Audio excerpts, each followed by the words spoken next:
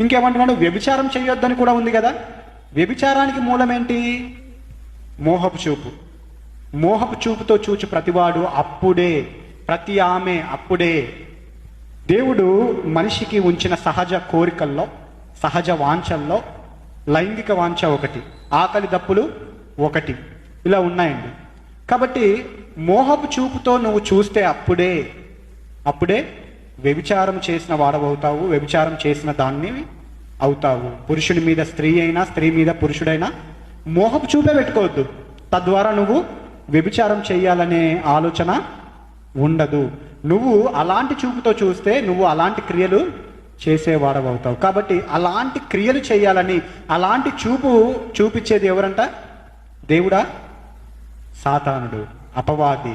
వాడు అబద్ధికుడును, అబద్ధమునకు జనకుడై ఉన్నాడు, నరహంతకుడై ఉన్నాడు. కాబట్టి శరీరాశ, నేత్రాశ, జీవపు డంబాలు అనేవి ఎవరు క్రియేట్ చేస్తారు?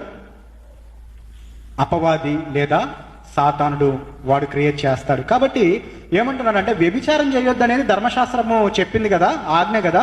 నేను మీతో చెప్పేది ఏంటంటే అసలు మోహపు చూపే చూడొద్దు.